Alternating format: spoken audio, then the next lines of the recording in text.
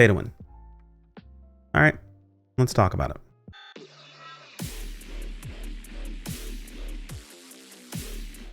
Yo, what is going on, my fellow weebs? Chrono here, and welcome back to the channel.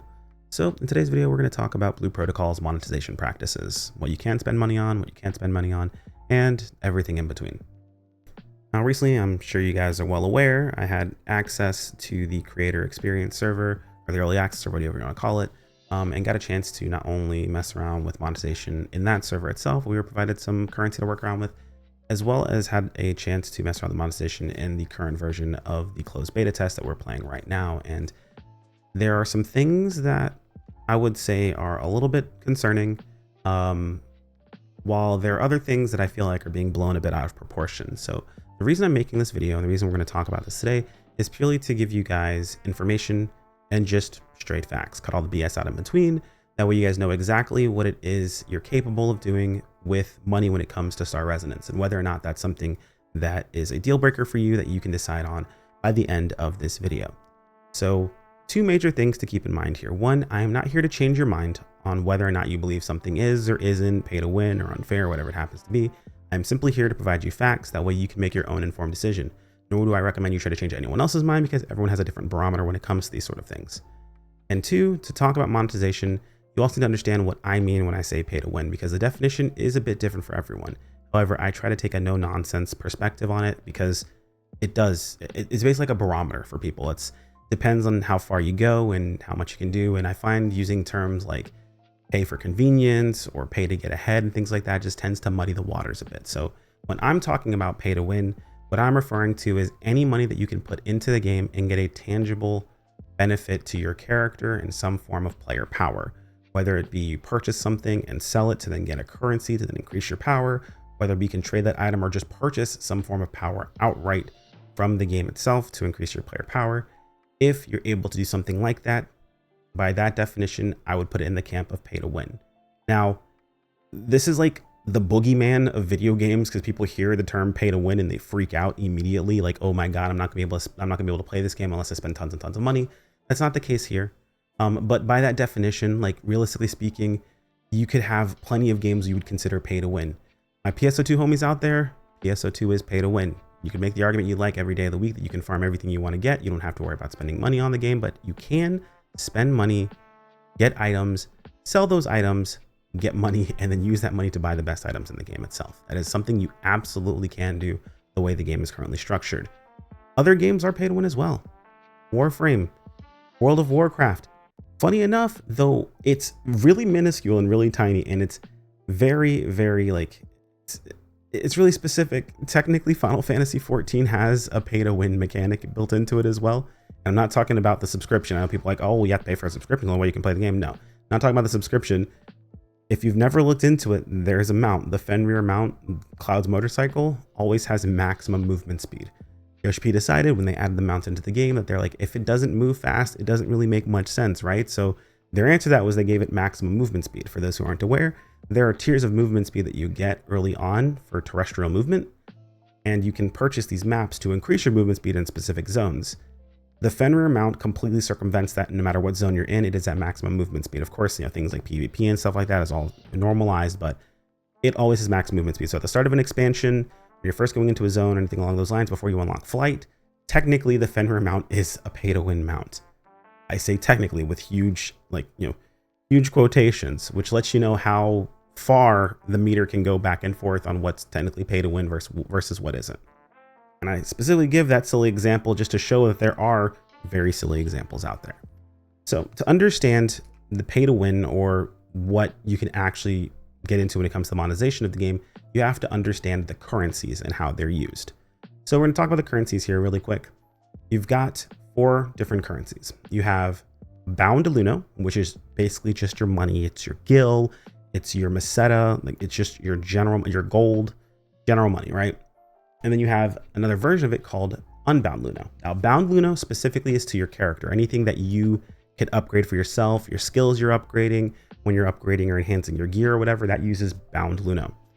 Unbound Luno is actually used on the trading center. It's basically anything that you can use to interact with other players uses Unbound Luno. So if I wanted to buy more skill books, If I wanted to buy more seals for getting more upgrades on my talent tree, I can use Unbound Luno to purchase that from other players. They're getting Unbound Luno back.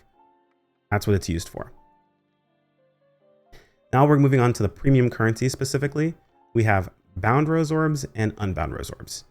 Bound rose orbs are earned in-game through a couple of different means. So they can either be gotten from weekly shops for exchanges. You can get them for achievements. So if you go through and do your achievements, there's tons of bound rose orbs to acquire from there. You can get them from the monster hunt manual. So if you go through and fight monsters specifically, killing them a certain number of times will give you awards and you'll be able to get, more bound rose orbs. And you can also get them from the trading center.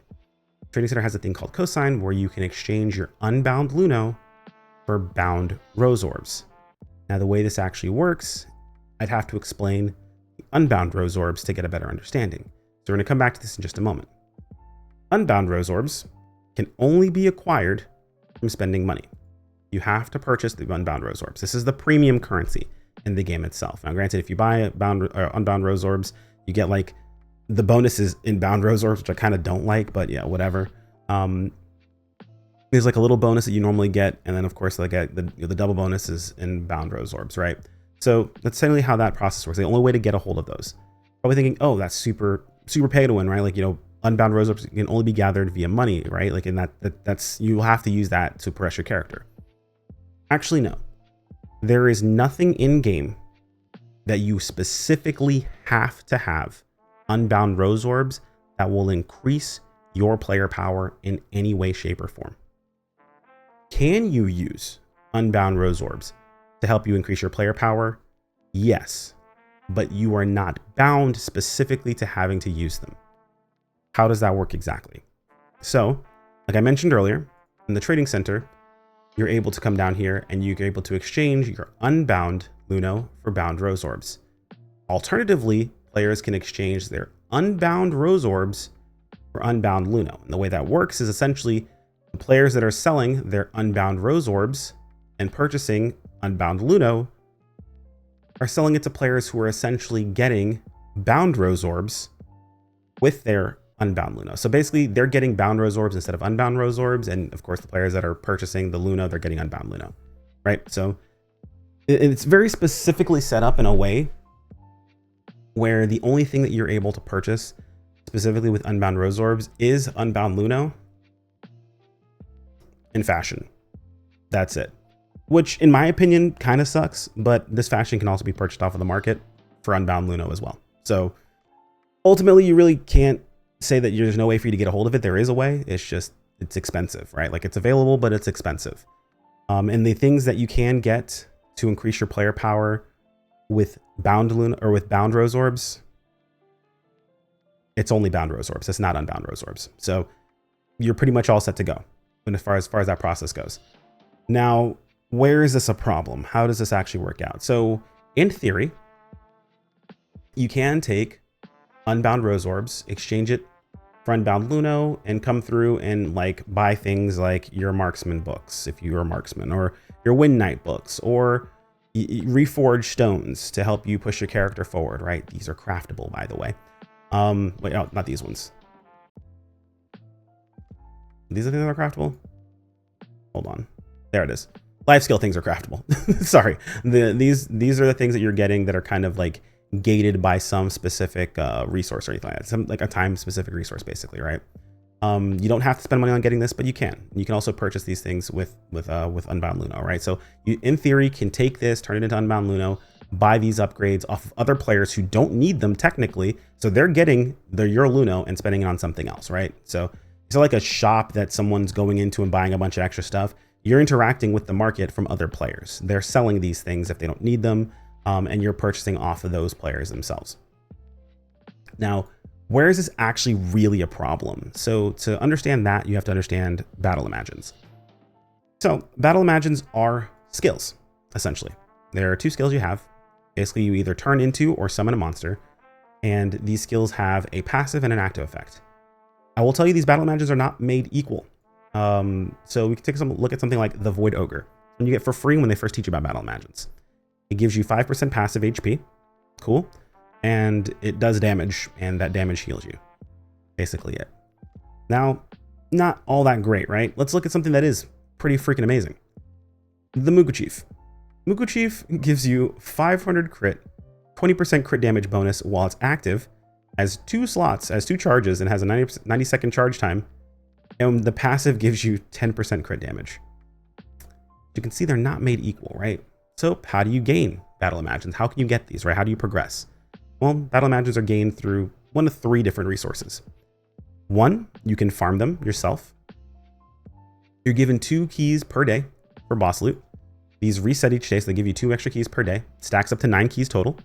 And you have a chance to get this item called the Battle Imagine Will. This is what you need to craft Battle Imagine. So this is kind of like the major thing that you need, right? There's other things that you get and other pieces of loot, but this is the main thing that you need to craft Battle Imagines. So you can either get them from drops. You can buy them from other players. This of you might have noticed. Is it development items? Yeah, there we go. You can buy them from other players. And actually, funny enough, the Mugu Chief is here. Good luck if you have enough unbound Luno, because I mean, I have like 300k at the moment. But yeah, you can get it here. Or you come here into the entertainment district, as they call it, into this area over here and talk to our boy Mason. Mason has the Will Wish. And the Will Wish, you can get Battle Imagines. And as you can see, they're all right here. Now, the only thing keeping this Will Wish from feeling absolutely horrible is the premium Battle Imagines, which you would say the only way you can get them is by spending here. Technically, no, you can get them another way. It's just way, way harder. But the only thing keeping this from feeling as terrible as it actually is that these premium Imagines suck. Like, Tina is awful. I mean, she's the only passable one. But like comparatively to any of the other Battle Imagines, the fact you spend anything on this is crazy. I heard people like, oh my God, Tina's such an amazing character. I'm going to get her to tier 5. Please do not pull these premium Imagines. They're so bad. Like, if you have the money and you're pulling to get as many Imagines as you can to break down, or get lucky to get like the Imagines you actually want, because you're pulling to break down Imagines to then trade in. If you go over here and talk to Mason, he has like a trade-in spot where you can break down and dismantle Imagines. And after you dismantle the Imagines, you can use that pity currency to then exchange for the Imagines you want. You can exchange for the premium Imagines. It just costs 3 times as much as the other ones. And you only get one of these a week. So you are time gated on that, technically speaking. So that's the only reason you would ever do this, is that's if you want to spend money, you absolutely can purchase unbound Rose Orbs, turn them into bound Rose Orbs so they can be switched into bound Rose Orbs in a 1-to-1 ratio. So if you go over here and take a look, I click on bound Rose Orbs, 1-to-1, I can get 8 extra bound Rose Orbs if I wanted to. And you can use those bound Rose Orbs on the Will Wish and then get a bunch of Imagines, break them down, right? If you don't get the ones you want, break them down, and then use the currency, the pity currency, to then exchange for the Imagine you actually want. Now you see I have 3 of these already. Using keys, like you can get these as drops as well. So over time, you can just get the Imagine that you want, even if you're super unlucky or you don't have the amount of Luno for it. You will get there at a certain point in time. The question then becomes, how long do we have before they release new Imagines that we're going to want to chase after? CN has already provided feedback saying that they needed more ways to be able to obtain bound Rose Orbs. And they've already kind of worked on that a little bit. But this is a pretty common source of feedback from the community. At the end of the day, can you spend money to get power overall in game? Yes. If that's a deal breaker for you, totally understandable. Don't be that guy that jumps into a game, sees other people having fun, and you find something you dislike specifically, and you stick around still because other people are having fun and you just don't want them to have fun. Don't be that guy at the party. Find somewhere else where you get to be that group of people that's having fun and you get to turn around and laugh at that guy. If you want to be that guy, I don't know, man, get laid or something. I don't know what to tell you. Like, figure out life. I'm not sure what it is that you need, but it's totally understandable for this to be a deal breaker for you. You're like, you know what? Because of that, I'm gonna look away. However, what I'm finding a lot of recently is players that I know personally, that I have seen on social media, not just the ones that I know, but like players in general, some people from my comments, people online, even like, I can't fathom personally anyone who plays PSO2 NGS or any gacha for that matter that says that I'll play this game because I can get these things specifically, and then looks at something like Blue Protocol Star Resonance and that condemns it for its practices. Is it perfect? No. This is my opinion, by the way. Is it perfect? No. I think they need to look into the Imagine system and people need to be more, or they need to scrutinize it a bit more. They have it under a pretty fine microscope. Both Global and CN are pretty much on the same page here, where they feel like this might be a little too much. And depending upon how quickly they release a new Imagine, how good that new Imagine is, it could end up being a problem. In its current state, it's like teetering on not okay. It's still not in the not okay range. And to be fair, according to CN, I don't know this personally because I haven't tested this, so I can't give you guys my own personal numbers from testing or anything I've looked at. But according to CN, a geared free-to-play player versus a geared whale, when it comes to the Imagines, is within a reasonable percentage difference. They're like between 2 to 7%, depending upon your class and those sort of things, right? Now, take that with a grain of salt. Again, of course, I don't have the numbers. I haven't personally tested it. This is word of mouth coming from the CN side of things. They've had the game for a little over a month now and have been playing it. I've been testing tons of things, so to each is their own. If that's too much for you, that's totally understandable. If you're someone who's like, I want to be the absolute best in a game purely based on my skill and no other reason, I don't want to have to spend money extra, then this is probably not going to be the game for you. However, if you just want to make sure that you're competitive, that your skill is actually rewarded and you are good at a game and you can do quite a bit, then Blue Protocol definitely is a game that you can play and you have those things going for you. Any day of the week, I've said this, and apparently this is something that's shared by the CN community as well. Again, word of mouth, can't confirm it for you guys. Take it with a grain of salt. A player who is actually good at their class is going to smoke a whale who's mediocre. That's all there is to it, because there's a lot of other methods of getting gear and actually player power. Your individual gear, you're not going to get this by whaling. Your upgrades for that gear, you're not really going to get by whaling to an extent. I mean, of course, you could, in theory, take Rose Orbs, turn into Luno, buy more upgrades, or buy more rolls for your gear, but like, that's little bits of optimization, things like that you can still get access to. And of course, it's all going to depend on the market as well, what players have access to. You technically could also take advantage of that as a player by being able to sell things for Luno. So it's not like that person has an advantage over you in any way, shape, or form. But there are a lot of other ways, things like gems, things like modules, all of these things that exist in game that technically have some time gates or some sort of gate when it comes to like a currency or some form of stamina or something along those lines that is not interacted with by any way, shape, or form when it comes to money. It's just this Imagine system. And if that's too much for you, totally get it. But what I wanted to do was, again, give you guys all of the information so that you can make an informed decision. I wanted to dispel some of the just misinformation I have seen start to pop up on social media, as well as even in world chat. People are in game and can see this for themselves and are still making this mistake. So don't blame one individual person. If you heard something different, these are all the facts. Make a decision based on that. Anyway, guys, I have to get to my own stream and get started for the day. So this video is gonna be going up fairly shortly. Tomorrow, you guys should be getting the IDO/ video, so look forward to that. And I will see all of you guys in the next video. Take care, my friends. Peace out.